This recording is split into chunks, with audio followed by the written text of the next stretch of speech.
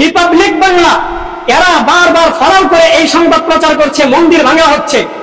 আমরা সতর্ক থাকবো।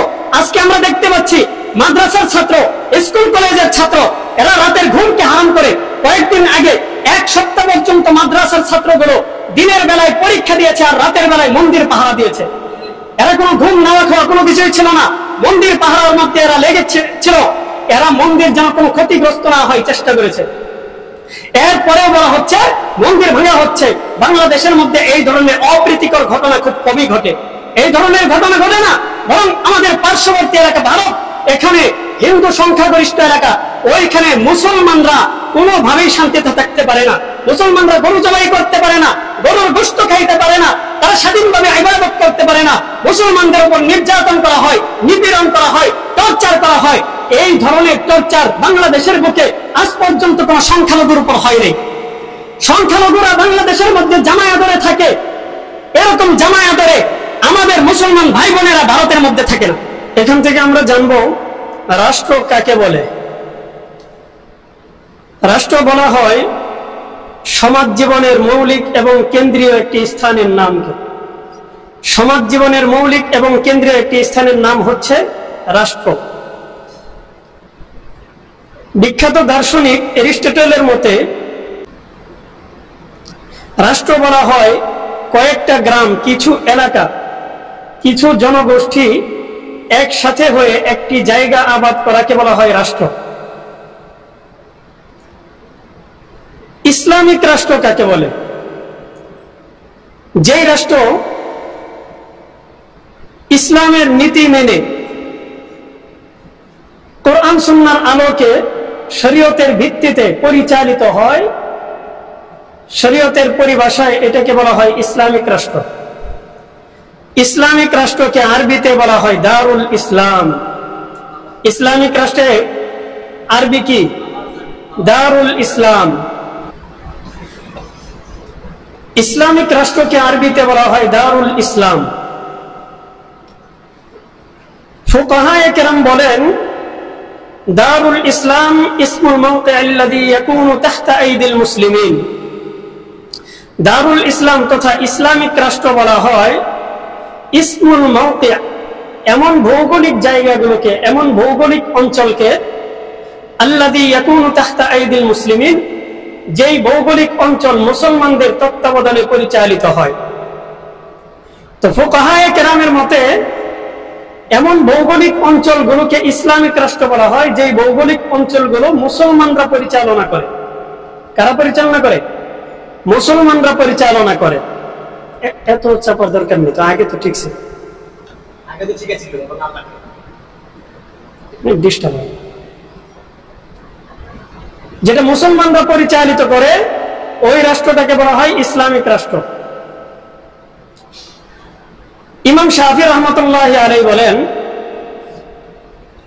লাইসা মিন শারতি দারিল ইসলাম আন ইয়াকুনা ফিহা মুসলিমুন বাল ইয়াকফি কাউনুহা তাহতা আইদিল মুসলিমিন ওয়াল ইমাম। ইমাম শাফি রাহমাতুল্লাহি আলাইহির মতে, মনোযোগ দিয়ে শুনেন নয়তো বুঝবেন না কিছু। ইমাম শাফি রাহমাতুল্লাহি আলাইহির মতে লাইসা মিন শারতি দারিল ইসলাম, দারুল ইসলাম তথা ইসলামিক রাষ্ট্রের জন্য এটা শর্ত নয় আন ইয়াকুনা ফিহা মুসলিমুন, যে রাষ্ট্রের বাসিন্দা যারা থাকবে, জনগণ যারা থাকবে সবাই মুসলমান হওয়া লাগবে, এটা শর্ত না। ইসলামিক রাষ্ট্রের জন্য ইমাম শাফি রাহমাতুল্লাহি আলাইহি বলেন ইসলামিক রাষ্ট্রের জন্য এটা শর্ত না যে রাষ্ট্রের বাসিন্দা যারা থাকবেন, জনগণ যারা থাকবেন 100% জনগণই মুসলমান হওয়া লাগবে, এটা শর্ত না। বাল ইয়াকফি কাউনুহা তাহতা আইদিল মুসলিমিন ওয়াল ইমাম, বরং ইসলামিক রাষ্ট্র হওয়ার জন্য এইটুকুই যথেষ্ট, যিনি রাষ্ট্র পরিচালনা করবেন অথবা যাদের তত্ত্বাবধানে রাষ্ট্র পরিচালিত হবে তারা মুসলমান হবেন এবং শরীয়তের ভিত্তিতে রাষ্ট্রটাকে পরিচালনা করবেন, এইটুকুই যথেষ্ট। যদি এইটুকু হয় তাহলে এটা ইসলামিক রাষ্ট্র বলে গণ্য হবে, বাস। রাষ্ট্রের জন্য উপাদান বা উপকরণ হচ্ছে 5টা। রাষ্ট্রের উপাদান বা উপকরণ কয়টা? 5টা। 1 নম্বর সংঘবদ্ধ জনগোষ্ঠী। 2 নম্বর ব্যাপক প্রস্তুতিকরণ, 3 নম্বর সুনির্দিষ্ট একটা ভূমি, 4 নম্বর সরকার, 5 নম্বর সার্বভৌমত্ব। এই 5টা হচ্ছে রাষ্ট্রের উপাদান। একটা রাষ্ট্র গঠন করার জন্য 5টা উপাদানের প্রয়োজন। 1 নম্বর সংঘবদ্ধ জনগোষ্ঠী। একটা রাষ্ট্রের মধ্যে কিছু জনগোষ্ঠী একসাথে হয়ে, সমন্বয় হয়ে, সংঘবদ্ধ হয়ে তারা ওই জায়গাটাকে আবাদ করতে হবে। 2 নম্বর ব্যাপক প্রস্তুতিকরণ, অর্থাৎ রাষ্ট্রের জন্য যা যা প্রয়োজন হয় এই সমস্ত কিছু থাকতে হবে। 3 নম্বর সুনির্দিষ্ট একটা ভূমি, রাষ্ট্রের জন্য নির্ধারিত একটা জায়গা থাকতে হবে। 4 নম্বর সরকার, রাষ্ট্রের জন্য নির্দিষ্ট সরকার গঠিত থাকতে হবে। 5 নম্বর সার্বভৌমত্ব। ইসলামিক রাষ্ট্রের গঠন প্রণালী হচ্ছে 4টা। ইসলামিক রাষ্ট্রের গঠন প্রণালী কয়টা? 4টা। 1 নম্বর, যিনি রাষ্ট্রপ্রধান হবেন তিনি আল্লাহওয়ালা হবেন। রাষ্ট্রপ্রধান আল্লাহওয়ালা হতে হবে। 2 নম্বর, শাসনতন্ত্র, ইসলামিক রাষ্ট্রের শাসনতন্ত্র কোরআন সুন্নাহ মোতাবেক হতে হবে। 3 নম্বর, শুরাই পদ্ধতি তথা ইসলামিক রাষ্ট্র মজলিসে শুরা দ্বারা পরিচালিত হতে হবে। 4 নম্বর, ইসলামী শরিয়ত, অর্থাৎ শরিয়তের পূর্ণাঙ্গ বাস্তবায়ন ইসলামিক রাষ্ট্রের মধ্যে থাকতে হবে। এটা হচ্ছে ইসলামিক রাষ্ট্রের জন্য গঠন প্রণালী 4টা। ইসলামিক রাষ্ট্রের লক্ষ্য উদ্দেশ্য হচ্ছে 4টা। ইসলামী রাষ্ট্রের লক্ষ্য উদ্দেশ্য কয়টা? 4টা। 1 নম্বর লক্ষ্য উদ্দেশ্য, ইসলামিক রাষ্ট্রের 1 নম্বর লক্ষ্য উদ্দেশ্য হচ্ছে ইসলাম। 1 নম্বর লক্ষ্য কি? ইসলাম। ইসলামিক রাষ্ট্রের প্রথম লক্ষ্যই হবে যে রাষ্ট্রটা যেন ইসলাম মোতাবেক চলে, ইসলাম যেন প্রত্যেকের বক্ষের মধ্যে ধারণকৃত হয়, সবাই যেন তাদের নিজেদের মনের মধ্যে, বুকের মধ্যে ইসলামকে লালন করে, ধারণ করে। এটা হবে 1 নম্বর লক্ষ্য। ইসলাম হচ্ছে সার্বজনীন জীবন ব্যবস্থা। আল্লাহ পাক রব্বুল আলামিন সূরাতুল হজ্জের 41 নম্বর আয়াতে ইরশাদ করেন, الذين إن مكناهم في الأرض أقاموا الصلاة وآتوا الزكاة وأمروا بالمعروف ونهوا عن المنكر ولله عاقبة الأمور। আল্লাহ পাক রব্বুল আলামিন বলেন, এই আয়াতের আগের আয়াতে আল্লাহ তাআলা বলেছেন, ওয়ালা ইয়ানসুরান্নাল্লাহু মান ইয়ানসুরু, যারা আল্লাহকে সাহায্য করে আল্লাহ তাদেরকে সাহায্য করেন। যারা আল্লাহকে সাহায্য করে আল্লাহ তাদেরকে কি করেন? সাহায্য করেন।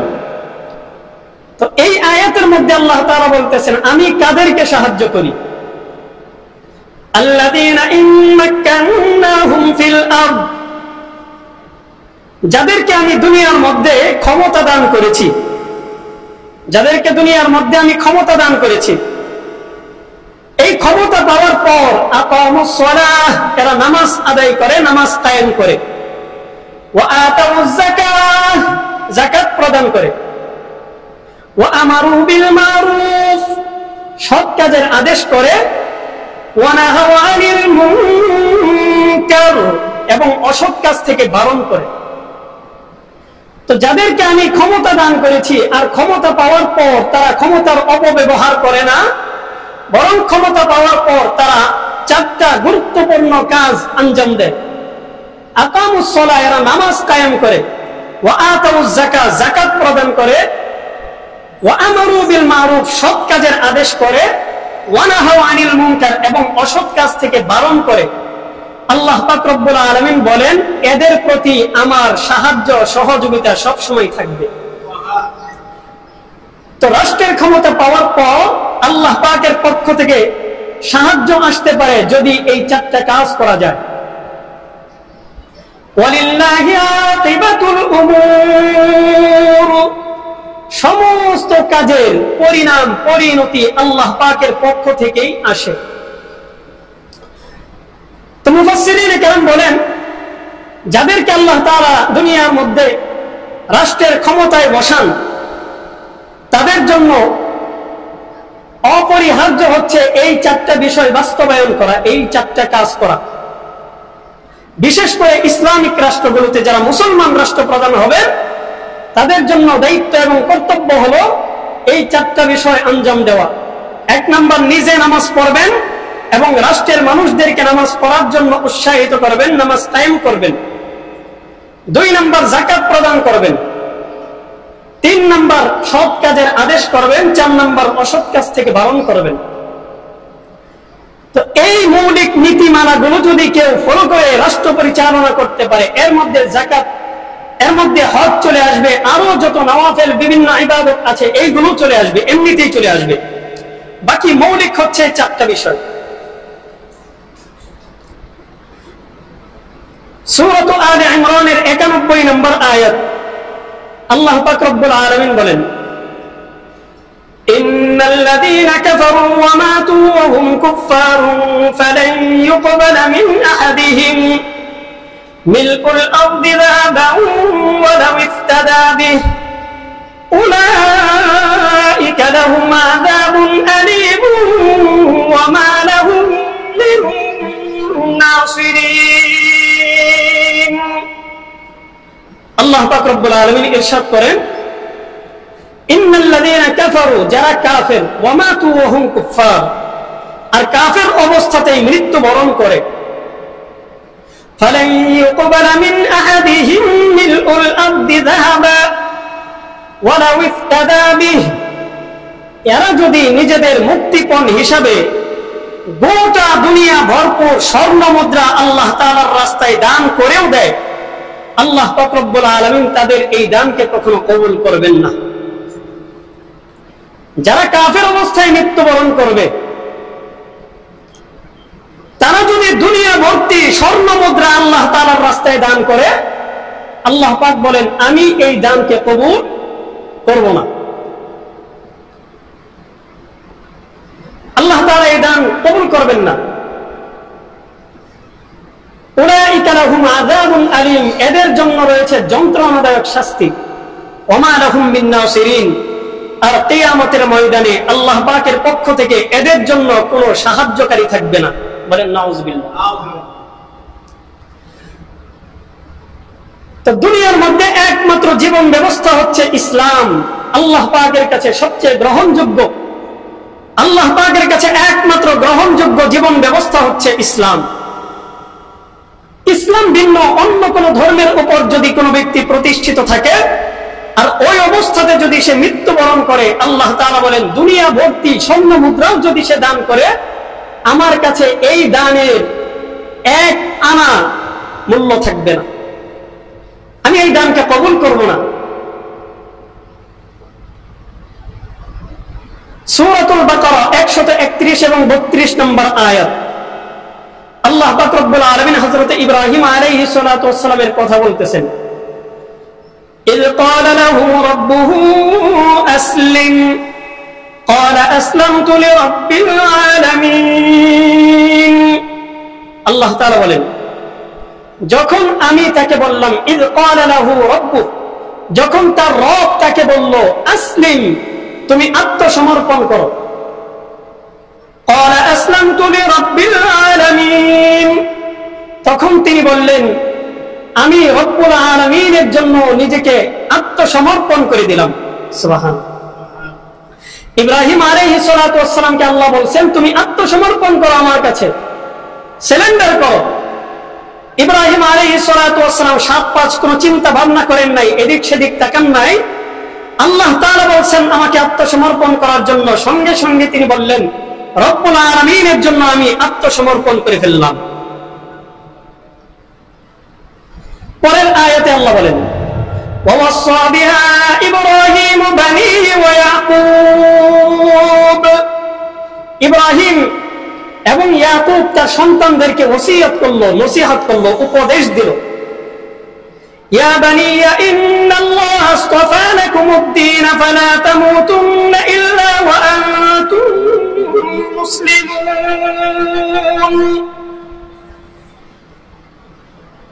ইব্রাহিম আলাইহিস সালাতু ওয়াস সালাম এবং ইয়াকুব আলাইহিস সালাতু ওয়াস সালাম তাদের সন্তানদেরকে বললেন, ইয়া বানিয়া, হে আমাদের সন্তানগণ,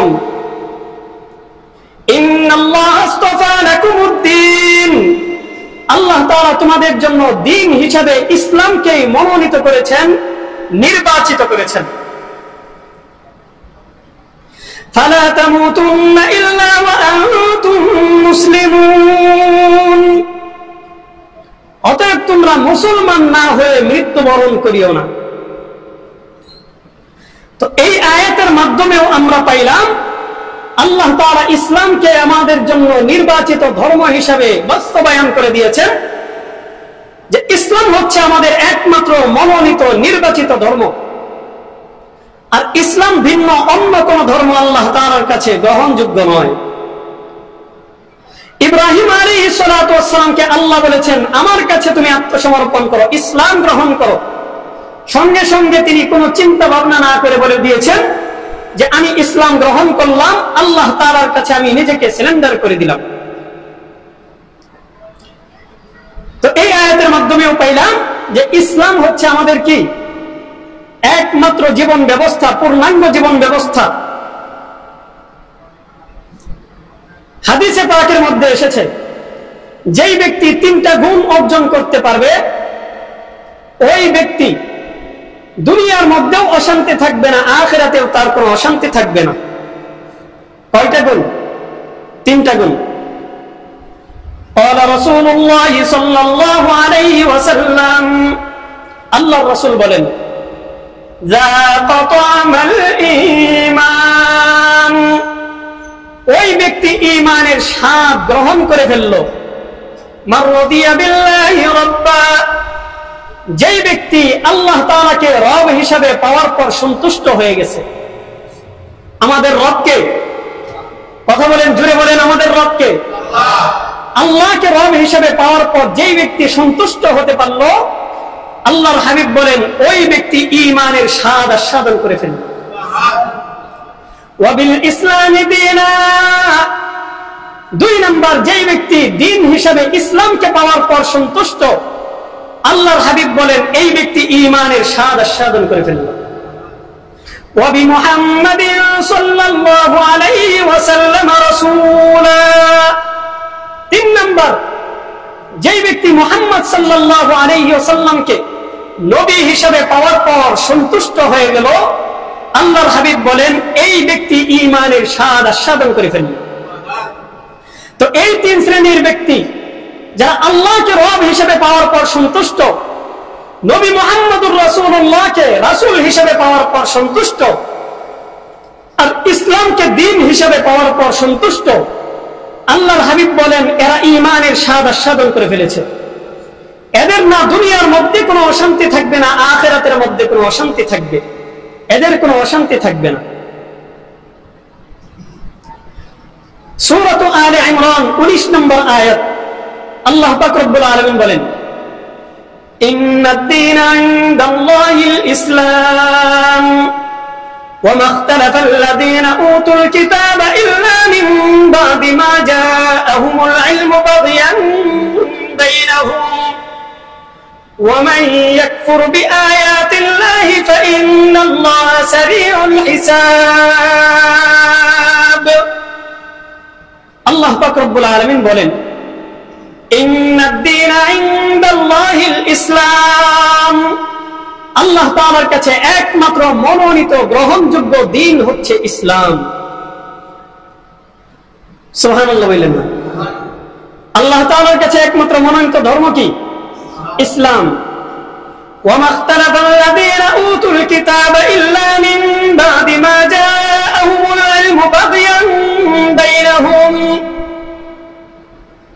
যারা নিজেদের মধ্যে বিদ্বেষবশত অহংকারের কারণে ইসলাম ভিন্ন অন্য কোন ধর্মকে ধর্ম হিসেবে মানে, নিজেদের মধ্যে বিদ্বেষের কারণে তাদের কাছে স্পষ্ট দলিল আসার পরেও, ইলম আসার পরেও কোরআন তাদেরকে বুঝিয়েছে, হাদিস তাদেরকে বুঝিয়েছে যে ইসলামই হচ্ছে একমাত্র আল্লাহ পাকের মনোনীত নির্বাচিত ধর্ম।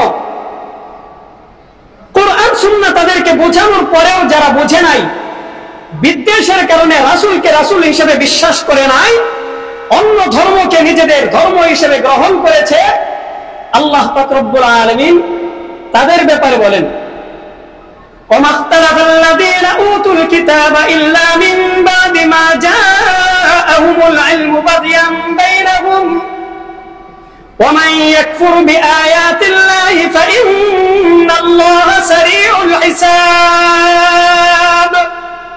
যারা আল্লাহ তাআলাকে রব হিসেবে বিশ্বাস করে নাই, মানে নাই, আল্লাহ তাআলাকে অস্বীকার করেছে, তারা যেন জেনে রাখে ইন্নাল্লাহ সারিউল হিসাব, আল্লাহ তাআলা খুব দ্রুত হিসাব গ্রহণ করবেন। লাইটটা জ্বালায় দাও। আল্লাহ পাক রব্বুল আলামিন খুব দ্রুত হিসাব গ্রহণকারী, তারা যেন জেনে রাখে। আল্লাহ পাক রব্বুল আলামিন হচ্ছেন আমাদের একমাত্র উপাস্য, একমাত্র মাবুদ, তিনি ছাড়া অন্য কোনো রব নাই। এই কথা যারা বিশ্বাস করবে না, আল্লাহ পাক রব্বুল আলামিন তাদেরকে বলতেছেন তোমাদের জন্য ভয়ঙ্কর আযাব অপেক্ষা করতেছে। তো একমাত্র মনোনীত ধর্ম কি? জোরে বলেন, একমাত্র মনোনীত ধর্ম কি? এটা কি আমি বলি না আল্লাহ বলেন? এটা কি সমাজের প্রত্যেক সেক্টরে মানতে হবে নাকি ব্যক্তি বিশেষ মানতে হবে? সমাজের প্রত্যেকটা সেক্টরেই মানতে হবে। আপনি পারিবারিক জীবনেও মানতে হবে একমাত্র ধর্ম হচ্ছে ইসলাম, সামাজিক জীবনেও মানতে হবে, রাষ্ট্রীয় জীবনেও মানতে হবে, সর্বক্ষেত্রেই আপনাকে মানতে হবে আমাদের একমাত্র ধর্ম হচ্ছে কি? ইসলাম। এটা মানতে হবে, সর্বক্ষেত্রেই মানতে হবে। ইসলামের ভিত্তি হচ্ছে 5টা বিষয়ের উপর। কয়টা বিষয়? 5টা বিষয়ের উপর হচ্ছে ইসলামের ভিত্তি। বুখারী শরীফের 7 নম্বর হাদিসের বর্ণনা ইবনে ওমর রাদিয়াল্লাহু তাআলা থেকে বর্ণিত। عن ابن عمر رضي الله تعالى عنهما قال قال رسول الله صلى الله عليه وسلم بني الإسلام على 5 شهادة أن لا إله إلا الله وأن محمد رسول الله। ইসলামের ভিত্তি হচ্ছে কয়টা? 5টা। আল্লাহর হাবিব বলেন বুনিয়াল ইসলামু আলা 5, ইসলামের ভিত্তি হলো 5টা বিষয়ের উপর। শাহাদাতি আল্লা ইলাহা ইল্লাল্লাহ, 1 নম্বর হলো এই ব্যাপারে সাক্ষ্য প্রদান করা যে আল্লাহ ছাড়া কোনো মাবুদ নাই। আল্লাহ ছাড়া কোনো মাবুদ আছে? জোরে বলেন, আল্লাহ ছাড়া কোনো মাবুদ আছে? আল্লাহ ছাড়া কোনো মাবুদ নাই, এই কথার সাক্ষ্য প্রদান করা ইসলামের 1 নম্বর ভিত্তি। ওয়া আন্না মুহাম্মাদার রাসূলুল্লাহ, এবং মুহাম্মদ রাসূলুল্লাহ সাল্লাল্লাহু আলাইহি ওয়াসাল্লাম আল্লাহ তাআলার রাসূল, এই কথা বিশ্বাস করা। ওয়া ইকামিস সালাহ, 2 নম্বর নামাজ কায়েম করা। ওয়া ইতাইজ যাকাহ, 3 নম্বর যাকাত প্রদান করা। ওয়াল হজ, 4 নম্বর হজ করা। ওয়া সাওমি রমাদান, 5 নম্বর রমজানুল মুবারকের রোজা রাখা। এই 5টা হচ্ছে ইসলামের স্তম্ভ, ইসলামের ভিত্তি। তো ইসলামের ভিত্তি কয়টা? 5টা। আমরা খুব সহজার্থে বলে থাকি কালিমা, নামাজ, রোজা, হজ, যাকাত। কিন্তু কোরআন হাদিসের সব জায়গার মধ্যে আকিমুস সালাহ ওয়া আতুজ যাকাত, আকিমুস সালাহ ওয়া আতুজ যাকাত, নামাজের সঙ্গে যাকাতের কথা আসছে। নামাজের সঙ্গে কিসের কথা? যাকাতের কথা আসছে। যেখানেই নামাজ সেখানেই যাকাত, যেখানেই নামাজ সেখানেই যাকাত। কোরআনের সব জায়গার মধ্যে, হাদিসের সব জায়গার মধ্যে। এই কারণে আমরা সিরিয়াল এইভাবে দিব, কালিমা অর্থাৎ তাওহীদ, আল্লাহ তাআলার একত্ববাদ, নামাজ, যাকাত, হজ, রমজানুল মুবারকের রোজা। এই 5টা বিষয় হচ্ছে ইসলামের মূল স্তম্ভ। মুসলিম শরীফের 5 নম্বর হাদিসের বর্ণনা। এই হাদিসটা অনেক সাহাবায়ে কেরাম বর্ণনা করেছেন। কানা রাসূলুল্লাহ সাল্লাল্লাহু আলাইহি ওয়াসাল্লাম বারিজান লিন-নাস, আল্লাহর রাসূল সাহাবায়ে কেরামের কাছে একবার আসলেন। আসার পর সাহাবায়ে কেরামকে নিয়ে তিনি আলোচনা করতেছেন, কথা বলতেছেন। এমত অবস্থায় ফাআতাহু রাজুলুন, একজন ব্যক্তি আসলেন। এই হাদিসের মধ্যে একজন ব্যক্তি আসলেন, এইটুকুই বর্ণনা। আসার পর ওই ব্যক্তি ফাজালাসা, আল্লাহর রাসূলের সামনে তিনি বসলেন। অন্য হাদিসের মধ্যে আসছে ফাআসনাদা রুকবাতাইহি ইলা রুকবাতাইহি ওয়া ওয়াদা কাফাইহি আলা ফাখিযাইহি, তিনি আল্লাহর রাসূলের সামনে বসলেন, হাঁটু গেড়ে বসলেন। ফাআসনাদা রুকবাতাইহি ইলা রুকবাতাইহি, তিনি তার দুইটা হাঁটু রাসূলের দুই হাঁটুর সাথে মিলায়ে বসলেন। ওয়া ওয়াদা কাফাইহি আলা ফাখিযাইহি, এবং তার দুইটা হাত তার উরুর উপর রাখলেন, এইরকম ভাবে উরুর উপর তিনি তার দুইটা হাত রাখলেন। মুহাদ্দিসিনে কেরাম বলেন তিনি হয়তোবা নিজের উরুর উপরই দুইটা হাত রাখছেন, অথবা রাসূলের উরুর উপর এইরকম ভাবে দুইটা হাত রাখছেন। তিনি এইভাবে বসলেন। ওই ব্যক্তি, তার পোশাকটা ছিল ধবধবে সাদা, মাথার চুল দাড়ি এগুলো ছিল কুচকুচে কালো, কিন্তু চেহারার মধ্যে সফরের একটা চিহ্ন ছিল। দীর্ঘ পথ তিনি সফর করে আসছেন, দেখেই বোঝা যাচ্ছিল। তো চুল দাড়ি কালো, এই কথার দ্বারা আসলে উদ্দেশ্য হচ্ছে তিনি একজন যুবক ছিলেন। ওই ব্যক্তি একজন কি ছিলেন? যুবক ছিলেন। আসার পর রাসূলের সামনে বসে, এই সুরতে বসে, তারপর রাসূলকে তিনি 4টা প্রশ্ন করলেন। কয়টা প্রশ্ন? 4টা প্রশ্ন করলেন। 1 নম্বর প্রশ্ন, মাল ঈমান ইয়া রাসূলুল্লাহ, ইয়া রাসূলুল্লাহ, ঈমান কি জিনিস? আল্লাহর রাসূল এই প্রশ্নের উত্তরে 6টা বিষয়ের কথা বললেন। কয়টা বিষয়? 6টা বিষয়ের কথা বললেন। আল ঈমানু আন তুমিনা বিল্লাহ ওয়া মালাইকাতিহি ওয়া কুতুবিহি ওয়া লিকাইহি ওয়া রুসুলিহি ওয়া তুমিনা বিল বাতিল আখির। এই 6টা বিষয় আল্লাহর রাসূল বললেন ঈমান বলা হয় তুমি আল্লাহকে বিশ্বাস করবা। কাকে বিশ্বাস করবা? আল্লাহকে বিশ্বাস করবা, এবং আল্লাহ পাকের ফেরেশতাদেরকে বিশ্বাস করবা। ওয়া কুতুবিহি, আল্লাহ পাক আসমান থেকে যত কিতাব নাযিল করেছেন এই সমস্ত কিতাবগুলোকে তুমি বিশ্বাস করবা। ওয়া লিকাইহি, আল্লাহ পাকের সঙ্গে তোমাকে একদিন সাক্ষাৎ করতে হবে, আল্লাহ তাআলার সামনে তোমাকে দাঁড়াতে হবে, এই কথার বিশ্বাস করবা। ওয়া রুসুলিহি, আল্লাহ পাকের পক্ষ থেকে প্রেরিত সমস্ত পয়গম্বরকে বিশ্বাস করবা, নবী রাসূলগণকে বিশ্বাস করবা।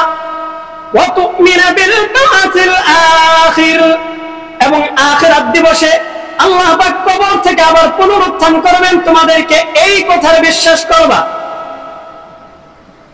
এই 6টা বিষয়ের বিশ্বাসের নাম হচ্ছে ঈমান। আল্লাহ রাসূল বললেন এই যে 6টা বিষয়, এই 6 বিষয়ের বিশ্বাসের নাম হচ্ছে কি? ঈমান। এবার ওই ব্যক্তি দ্বিতীয় প্রশ্ন করলেন, মাল ইসলাম ইয়া রাসূলুল্লাহ, ইয়া রাসূলুল্লাহ, ইসলাম কি জিনিস? আল্লাহ রাসূল এই প্রশ্নের উত্তরে 4টা বিষয়ের কথা বললেন। কয়টা বিষয়? 4টা বিষয়ের কথা বললেন। এই 4 বিষয়ের উপর ইবাদত করার নাম হচ্ছে ইসলাম। 1 নম্বর, আন তা'বুদাল্লাহ ওয়া লা তুশরিকা বিহি শাইআ,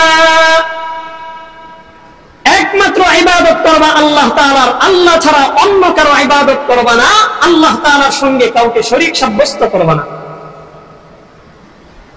2 নম্বর, ওয়া তুকিমাস সালাতাল মাফরুদা, ফরজ নামাজ আদায় করবা। ওয়া তুআদ্দিয়াজ যাকাতাল মাফরুদা, ফরজ যাকাত আদায় করবা। ওয়া তাসুমা রমাদান, এবং রমজানুল মুবারকের রোজাগুলোকে আদায় করবা। এই 4টা বিষয়ের উপর ইবাদত করার নাম হচ্ছে ইসলাম।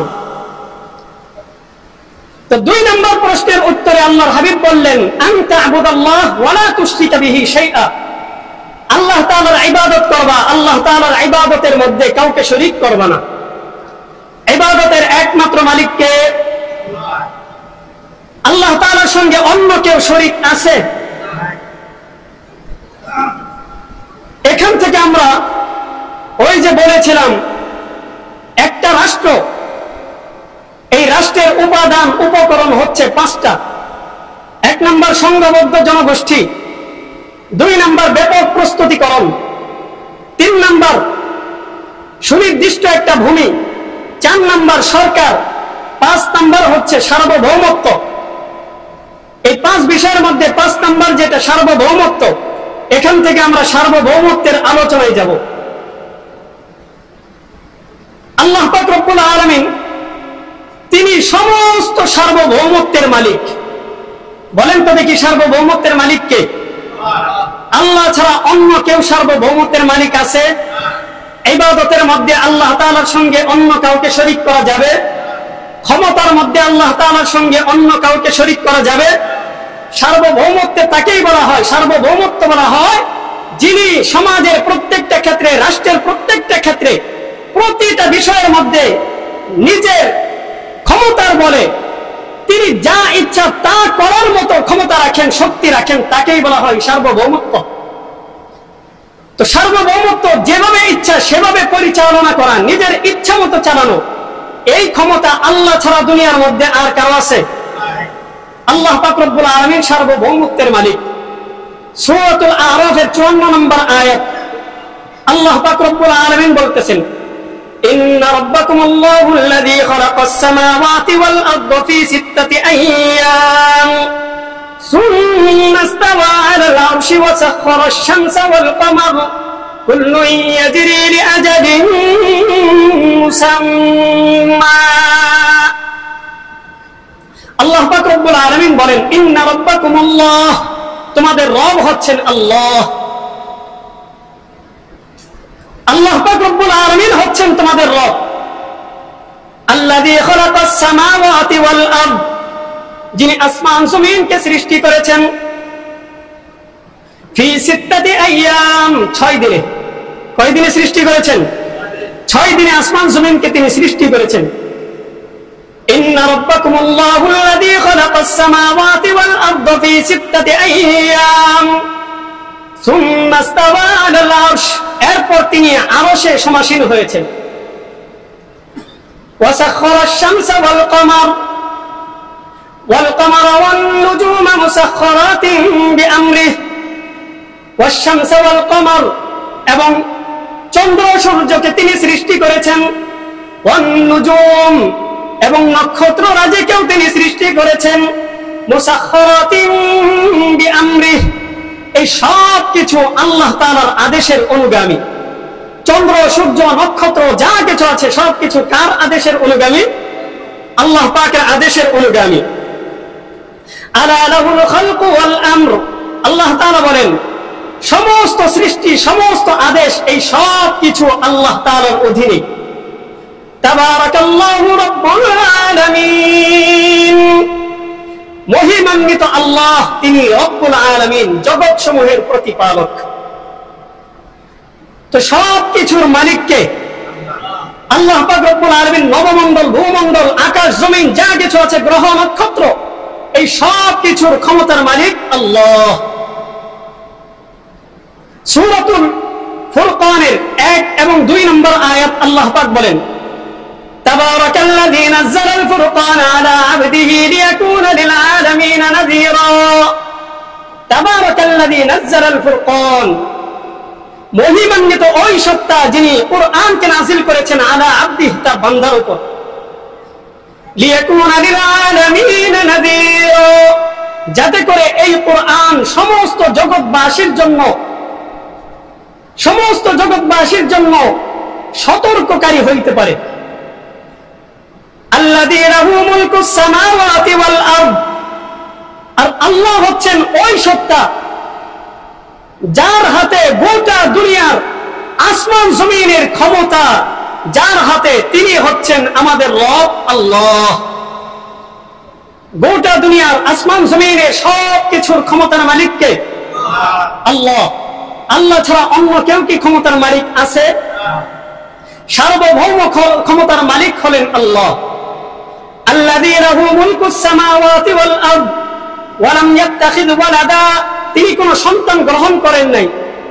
ওয়া লাম ইয়াকুল লাহু শারীকুন ফিল মুলক, এবং ক্ষমতার মধ্যে, রাজত্বের মধ্যে তার কোনো অংশীদার নাই। এখানে আল্লাহ স্পষ্ট বলে দিলেন, সার্বভৌম রাজত্বের মধ্যে আল্লাহ তাআলার সঙ্গে অন্য কেউ অংশীদার নাই, তিনি রাজত্বের মালিক। ওয়ালাম ইয়াকুন লাহু শারীকুন ফিল মুলক ওয়া খালাকা কুল্লা শাইইন ফাকাদ্দারাহু তাকদীরা। তিনি সব কিছুই সৃষ্টি করেছেন, ফাকাদ্দারাহু তাকদীরা, এরপরে প্রত্যেকটা বিষয়কে তার পরিমিতি একটা অবস্থানের মধ্যে রেখে দিয়েছেন, একটা পরিমিতির মধ্যে প্রত্যেকটা জিনিসকে স্থাপন করে দিয়েছেন। তো এই আয়াতের মাধ্যমেও পাইলাম সার্বভৌমত্বের মালিককে, আল্লাহ হচ্ছেন সার্বভৌমত্বের মালিক। সূরাত ইউসুফের 40 নম্বর আয়াত আল্লাহ তাআলা বলেন, মা তা'বুদুনা মিন দুনিহি ইল্লা আসমাআন সাম্মাইতুমুহা আনতুম ওয়া আবাউকুম মা আনজালাল্লাহু বিহা মিন সুলতান। তোমরা আল্লাহ ছাড়া অন্য যাদের ইবাদত করো, আল্লাহ ছাড়া যাদেরকে তোমরা উপাস্য হিসেবে মেনেছো, আরে এই সমস্ত উপাস্যদের নাম এগুলো তো তোমরা এবং তোমাদের পূর্বপুরুষরাই দিয়েছো। লাত, মানাত, উজ্জা, দুর্গা দেবী, মা কালী, আরো কত ধরনের দেব দেবীর নাম আছে কিনা বলেন তো দেখি। এই সমস্ত দেব দেবীর নাম কি কোরআন দিয়েছে নাকি যারা বানাইছে তারা দিছে? জোরে বলেন, যারা বানাইছে তারা দিছে, ঠিক কি ঠিক না? যারা বানাইছে তারাই দিছে।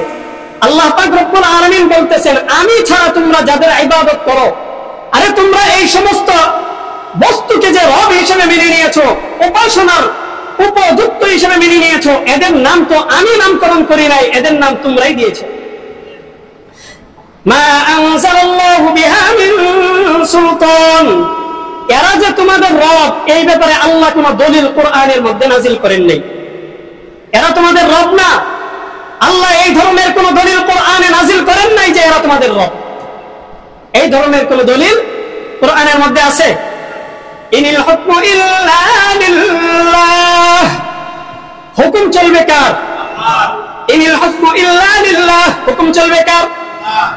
জমিন যার হুকুম চলবে তার। এই জমিনটা কার? আল্লাহ তাআলার জমিনের মধ্যে হুকুম চলবে কার? আল্লাহর জমিনে আল্লাহর হুকুম চলবে, ঠিক কি ঠিক না? আল্লাহর জমিন হুকুম চলবে আল্লাহ। আল্লাহ পাক রব্বুল আলামিন বলতেছেন, তোমরা যাদেরকে রব হিসেবে মানো এরা তোমাদের রব না। এই দুনিয়ার মধ্যে আমার হুকুম চলবে, কারণ দুনিয়াকে সৃষ্টি করেছি আমি। আমার জমিনের মধ্যে আমার হুকুম চলবে, এটাই স্বাভাবিক। আপনার বাড়ির মধ্যে আপনার হুকুম চলবে, এটাই তো স্বাভাবিক নাকি? আপনার কথা মানবে, আপনি হলেন পরিবারের কর্তা, আপনার হুকুম সবাই মানতে বাধ্য, যদি আপনি ন্যায় এবং ইনসাফের উপর থাকেন। আল্লাহ পাক রব্বুল আলামিন বলেন যে হুকুম চলবে আমার, যেহেতু দুনিয়া সৃষ্টি করেছি আমি।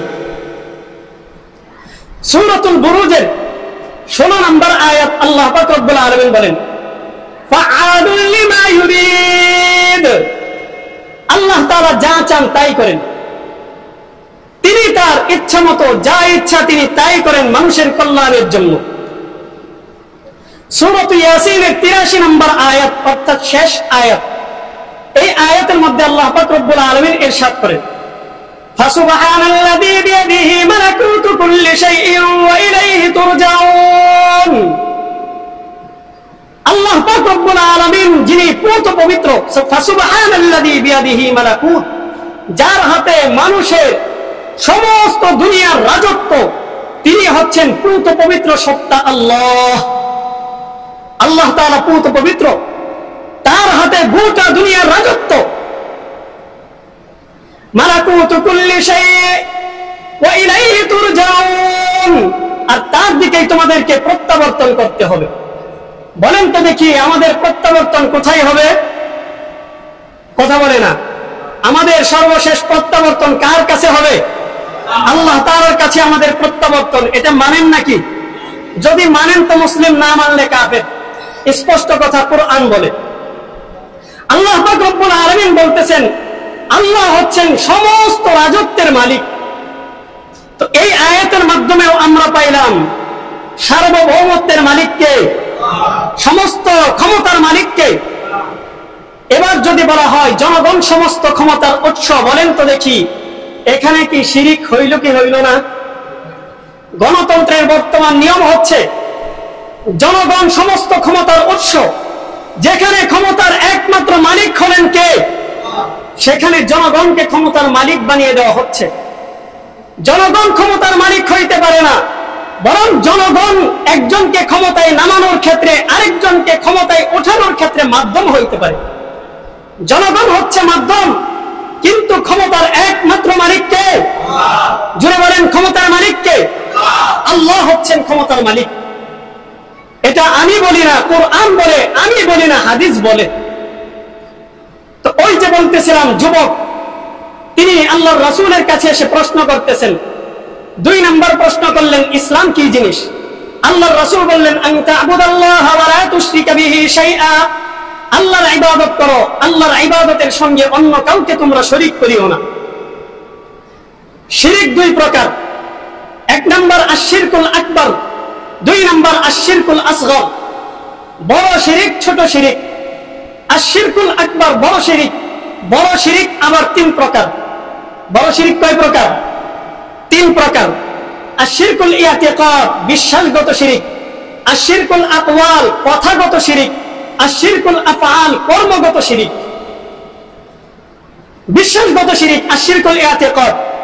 আল্লাহ পাক রব্বুল আলামিন সূরাতুশ শূরার 49 এবং 50 নম্বর আয়াতে বলতেছেন, লিল্লাহি মুলকুস সামাওয়াতি ওয়াল আরদ ইয়াখলুকু মা ইয়াশা ইয়াহাবু লিমান ইয়াশাউ ইনাসান ওয়া ইয়াহাবু লিমান ইয়াশাউ আয-যুকুর আও ইউযাওwijuhum যুকরানান ওয়া ইনাসা ওয়া ইয়াজআলু মান ইয়াশাউ আকিমা ইন্নাহু আলিমুন কাদির। আল্লাহ তাআলা বলেন, লিল্লাহি মুলকুস সামাওয়াতি ওয়াল আরদ, এই আসমান জমিনের ক্ষমতার মালিক কে? আসমান জমিনের ক্ষমতার মালিক হচ্ছেন আল্লাহ। ইয়াখলুকু মা ইয়াশা, তিনি যা চান তাই সৃষ্টি করেন। ইয়াহাবু লিমান ইয়াশাউ ইনাসা, তিনি যাকে চান তাকে কন্যা সন্তান দান করেন। ওয়া ইয়াহাবু লিমান ইয়াশাউ আয-যুকুর, আর যাকে চান তিনি ছেলে সন্তান দান করেন।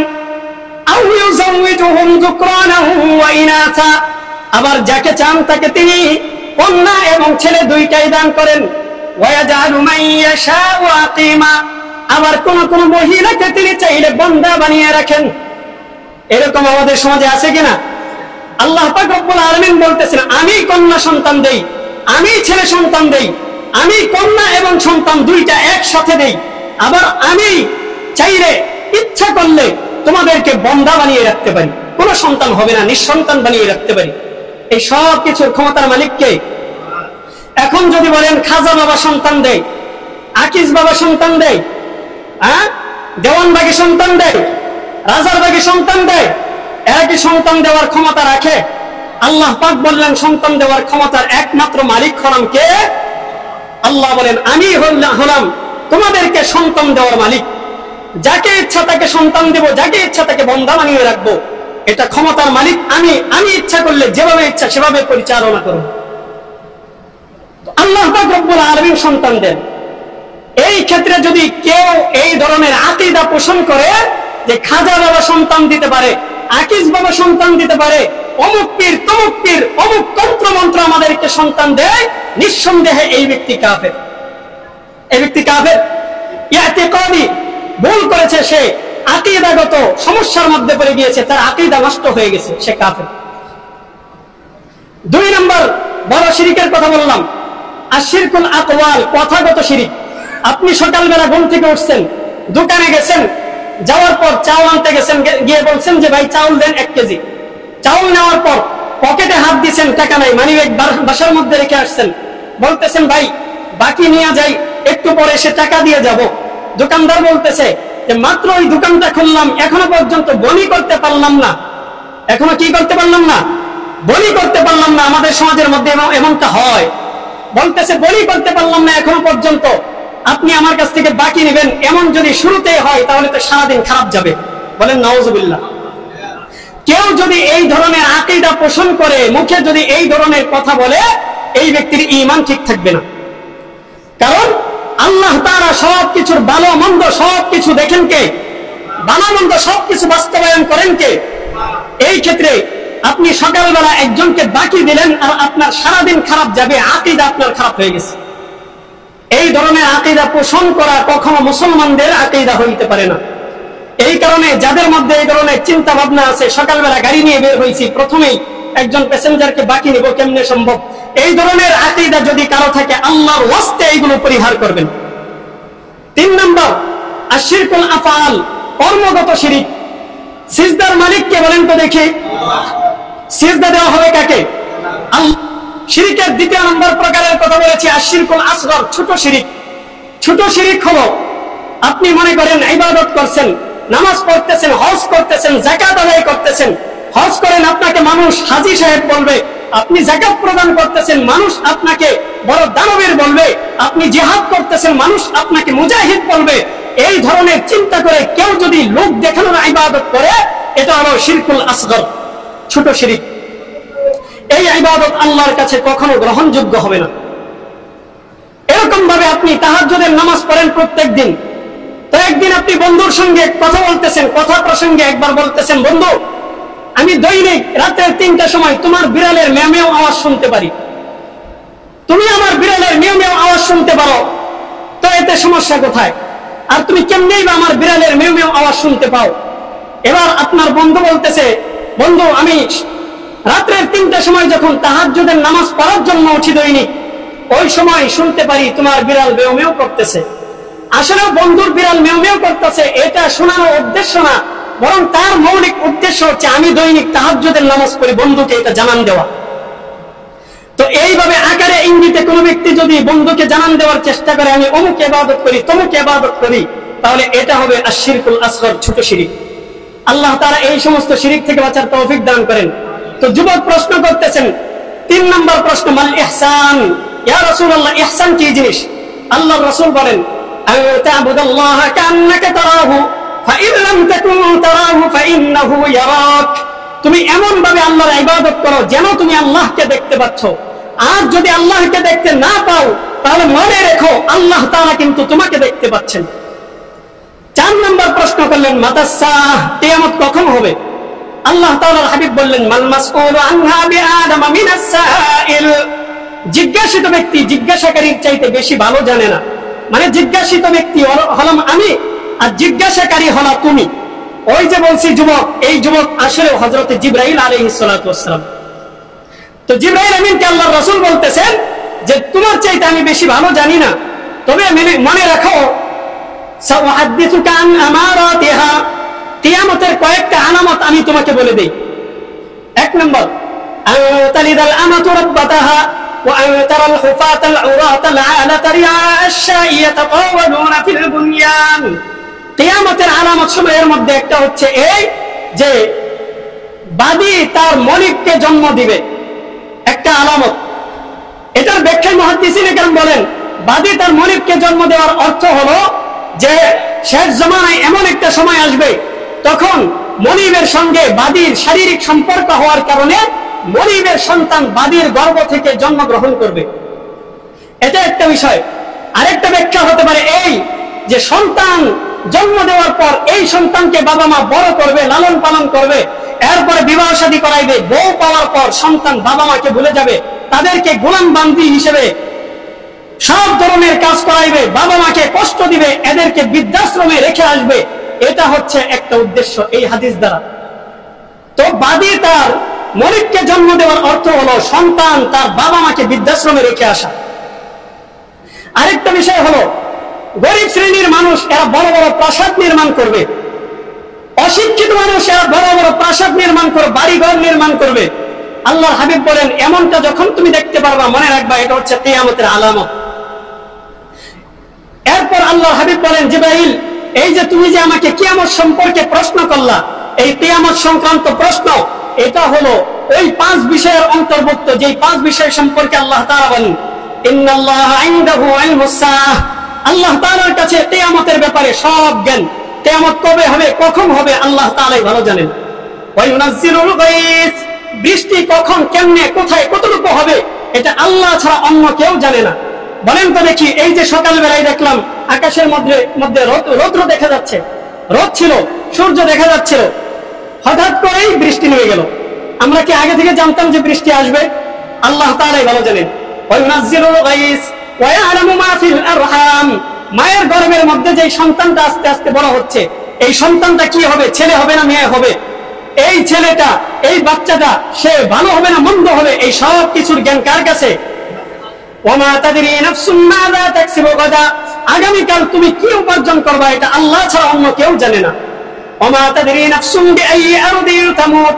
তুমি কোথায় মৃত্যুবরণ করবা এটা আল্লাহ ছাড়া অন্য কেউ জানে না। তো এই হচ্ছে কিয়ামতের আলামত এবং কিয়ামত সংক্রান্ত তোমার যে প্রশ্ন, এই প্রশ্নটা দুনিয়ার কোনো মানুষ জানে না আল্লাহ ছাড়া। তো বলছিলাম যে একটা রাষ্ট্র পরিচালিত হয়, এই রাষ্ট্রের মধ্যে সার্বজনীন ক্ষমতার একমাত্র অধিপতি কে? আল্লাহ হচ্ছেন একমাত্র ক্ষমতার মালিক। তো আল্লাহ পাক রব্বুল আলামিন ক্ষমতা আমাদেরকে দিয়েছেন, ক্ষমতা আমাদেরকে ক্ষণিকের জন্য দান করে থাকেন। এই ক্ষমতা পাওয়ার পর ক্ষমতার অপব্যবহার করা কারোর জন্যই উচিত না। আমাদের এই মুসলিম দেশ, আমাদের দেশ মুসলমানদের দেশ, মুসলিম সংখ্যাগরিষ্ঠ দেশ, এই দেশের মধ্যে নানা ধরনের নৈরাজ্য সৃষ্টি করার জন্য আজকে পায়তারা করা হচ্ছে। মুসলমানদের মনের মধ্যে আতঙ্ক তৈরি করা হচ্ছে। মুসলমানদের এই দেশের ভাবমূর্তি সারা বিশ্বের মধ্যে নষ্ট করে দেওয়ার জন্য পায়তারা করা হচ্ছে। আজকে বলা হচ্ছে আমাদের বাংলাদেশের মধ্যে মুসলমানদের দ্বারা হিন্দুরা নির্যাতিত হচ্ছে, হিন্দুদের মন্দির ভাঙা হচ্ছে, অথচ এই ধরনের প্রোপাগান্ডা এগুলো তারা চালাচ্ছে আমাদের বাংলাদেশের মুখকে, এই বাংলাদেশকে বিশ্বের মুখে কলঙ্কিত করার জন্য। তো যারা এই ধরনের পায়তারা চালাচ্ছে তাদের ব্যাপারে সতর্ক থাকতে হবে, তাদের ব্যাপারে সতর্ক থাকতে হবে। বিশেষ করে ভারতের কলকাতার একটা মিডিয়া রিপাবলিক বাংলা, এরা বারবার ফলাও করে এই সংবাদ প্রচার করছে মন্দির ভাঙা হচ্ছে। আমরা সতর্ক থাকবো। আজকে আমরা দেখতে পাচ্ছি মাদ্রাসার ছাত্র, স্কুল কলেজের ছাত্র, এরা রাতের ঘুমকে হারাম করে কয়েকদিন আগে এক সপ্তাহ পর্যন্ত মাদ্রাসার ছাত্রগুলো দিনের বেলায় পরীক্ষা দিয়েছে আর রাতের বেলায় মন্দির পাহারা দিয়েছে। এরা কোনো ঘুম নাওয়া খাওয়া কোনো কিছুই ছিল না, মন্দির পাহারার মধ্যে এরা লেগেছিল। এরা মন্দির যেন কোনো ক্ষতিগ্রস্ত না হয় চেষ্টা করেছে। এরপরেও বলা হচ্ছে মন্দির ভাঙা হচ্ছে। বাংলাদেশের মধ্যে এই ধরনের অপ্রীতিকর ঘটনা খুব কমই ঘটে। এই ধরনের ঘটনা ঘটে না, বরং আমাদের পার্শ্ববর্তী এলাকা ভারত, এখানে হিন্দু সংখ্যাগরিষ্ঠ এলাকা, ওইখানে মুসলমানরা কোনোভাবেই শান্তিতে থাকতে পারে না। মুসলমানরা গরু জবাই করতে পারে না, গরুর গোশত খাইতে পারে না, তারা স্বাধীনভাবে ইবাদত করতে পারে না। মুসলমানদের উপর নির্যাতন করা হয়, নিপীড়ন করা হয়, টর্চার করা হয়। এই ধরনের টর্চার বাংলাদেশের বুকে আজ পর্যন্ত কোনো সংখ্যালঘুর উপর হয়নি। সংখ্যালঘুরা বাংলাদেশের মধ্যে জামায় আদরে থাকে, এরকম জামায় আদরে আমাদের মুসলমান ভাই বোনেরা ভারতের মধ্যে থাকে না। এই কারণে এদের ব্যাপারে সতর্ক থাকতে হবে। কি বলবো দুঃখের কথা, এই ভারতে কলকাতায় গত 2 দিন আগে মৌমিতা নামক একজন মেয়ে, এই মেয়ে হাসপাতালের মধ্যে চাকরি করে, 36 ঘন্টা ডিউটি করার পর সে যখন বাসায় এসে ঘুমাইছে, রুমের মধ্যে তাকে ধর্ষণ করা হয়েছে, গণধর্ষণ করেছে। এমন ভাবে ধর্ষণ করা হয়েছে তার শরীর ক্ষতবিক্ষত করে দিয়েছে। শরীরের মধ্যে 113টা কামড়ের দাগ পাওয়া গেছে। বলেন নাউজুবিল্লাহ, 113টা কামড়ের দাগ পাওয়া গেছে। তার শরীরের মধ্যে 150 গ্রাম শুক্রাণু বিন্দু পাওয়া গেছে। একজন পুরুষের সর্বোচ্চ শুক্রাণু বিন্দু বের হয় 5 থেকে 6 গ্রাম, এই জায়গার মধ্যে 150 গ্রাম। এর অর্থ হলো মিনিমাম 20 থেকে 25 জন মানুষ তাকে গণধর্ষণ করেছে। তো এরকমটা যে ঘটেছে আমাদের পার্শ্ববর্তী এলাকা, তাও কি একজন হিন্দু মেয়ের উপর এরকমটা ঘটেছে, অন্যায় হয়েছে, এই সংবাদ তো রিপাবলিক বাংলা কোনোদিনও ফলাও করে প্রচার করতে চাইনি। যখন বাংলাদেশ থেকে আওয়াজ উঠেছে তখন তারা আস্তে আস্তে মেউ মেউ করে বিড়ালের মতো এই সংবাদ প্রচার করছে। এদের ব্যাপারে সতর্ক থাকতে হবে। এরা আমাদের বাংলাদেশের মুখকে বিশ্বের মুখে প্রোপাগান্ডা চালিয়ে আমাদের বাংলাদেশের ভাবমূর্তি নষ্ট করতে চায়। এদের ব্যাপারে সতর্ক থাকতে হবে। আমাদের এলাকার মধ্যে হিন্দুদের মন্দির আছে, মন্দির যেই পরিমাণ মসজিদ সেই পরিমাণ। এই কারণে মন্দিরের পাহারার ব্যবস্থা করেন, মন্দির পাহারা দেন, যাতে করে কেউ এই জায়গার মধ্যে অরাজকতা সৃষ্টি করে আমাদের মুসলমানদের উপর দিয়ে কোনো ধরনের অন্যায়ের কোনো অভিযোগ উত্থাপন করতে না পারে। এই কারণে মন্দির পাহারা দেওয়ার ব্যবস্থা করেন। আল্লাহ পাক রব্বুল আলামিন আমাদেরকে বুঝার আমল করার তৌফিক দেন।